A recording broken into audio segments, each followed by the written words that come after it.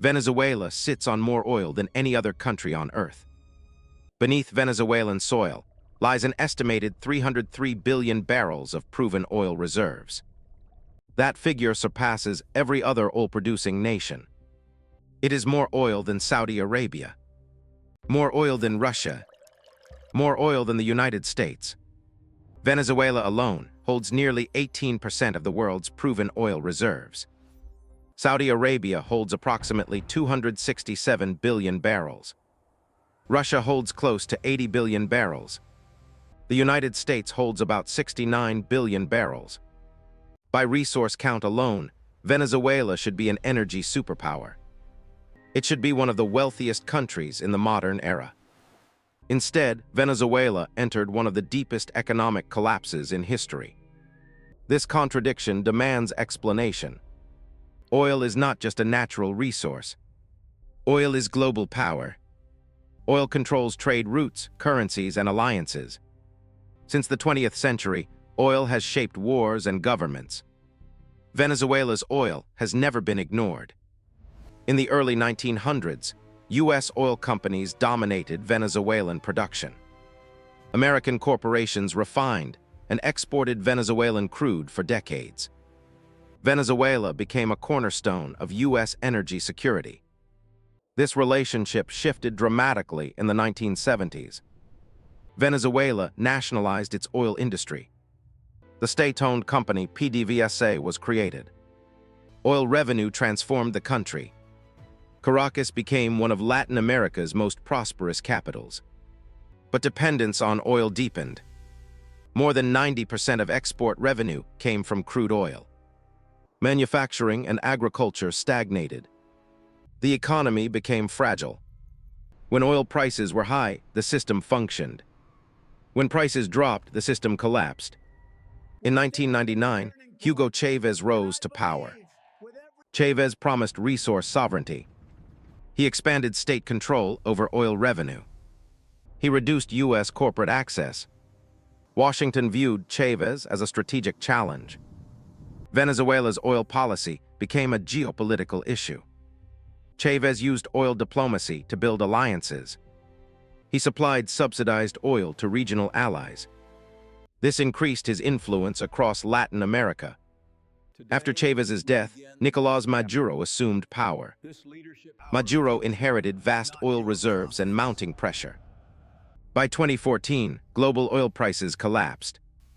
Venezuela's oil income fell sharply. At the same time, U.S. sanctions intensified. Sanctions targeted PDVSA directly. Venezuela was cut off from U.S. financial systems.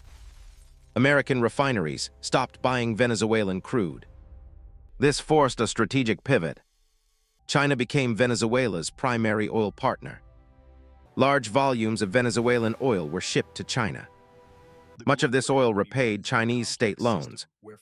China had lent Venezuela more than $50 billion. Oil exports became debt repayment, not national income. Russia also expanded its role. Russian companies helped market Venezuelan crude internationally. Moscow used Venezuela to challenge U.S. sanctions power. This realignment alarmed Washington. The United States does not only want oil supply. It wants control over oil flows. U.S. strategy seeks to prevent China from securing long-term energy dominance. Chinese access to Venezuelan oil weakens U.S. leverage. Russian involvement undermines U.S. sanctions credibility. Sanctions tightened further. Oil technology imports were restricted. Spare parts became unavailable. Refineries deteriorated. Production collapsed from over 3 million barrels per day to under 1 million. The oil remained underground. Extraction capacity disappeared. Economic collapse accelerated. Hyperinflation destroyed savings. Public services failed. Millions of Venezuelans emigrated. Fuel shortages appeared in an oil-rich nation. Blackouts became common. Meanwhile, allegations of elite wealth grew. Investigations reported government-linked officials holding foreign assets.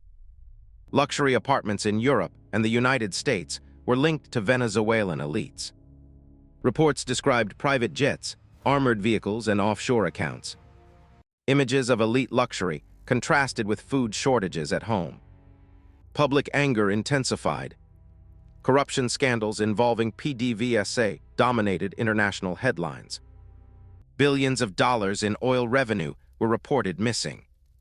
Several former officials were charged abroad. Trust in state institutions collapsed. Information warfare escalated. Competing narratives shaped global opinion.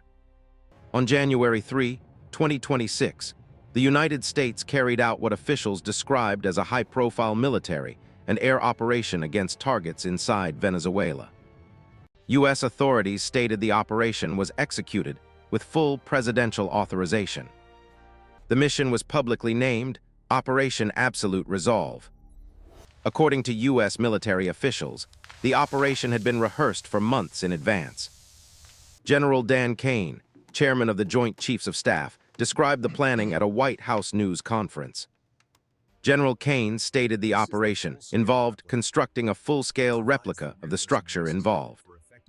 The replica reportedly matched the original location in layout and materials where President Nicolás Maduro was living. According to U.S. briefings, approximately 150 aircraft participated in the operation. These aircraft reportedly launched from 20 different airbases in Western Hemisphere. U.S. officials described the operation as one of the most complex in recent years. Naval, air, and special operations units were involved. U.S. officials claimed President Nicolás Maduro was taken into U.S. custody during the operation. They stated he was transported by U.S. forces to New York. Venezuelan authorities rejected the legitimacy of the operation. Several Latin American governments expressed concern. China issued formal diplomatic objections. Beijing warned against interference in sovereign energy partnerships. Russia condemned the action as destabilizing. Global oil markets reacted immediately. Prices reflected rising geopolitical risk. Energy security became a central global concern. Analysts focused on strategic outcomes. Reducing Venezuelan oil shipments to China was seen as a key objective. Limiting Russian influence in Latin America was another. Reasserting U.S. dominance over Western Hemisphere energy was central. Any change in Venezuela reshapes global oil flows. If China loses access, supply tightens. If conflict escalates, prices rise worldwide. The consequences extend far beyond Venezuela. This is not only a national crisis. It is a global energy struggle. Venezuela's oil reserves remain unchanged in size. What has changed is who can access them. In the modern world, oil is no longer just drilled. It is sanctioned. It is leveraged. It is weaponized. Venezuela stands at the center of this struggle. The richest oil reserves on Earth became a national burden. And the outcome will shape global geopolitics for years to come.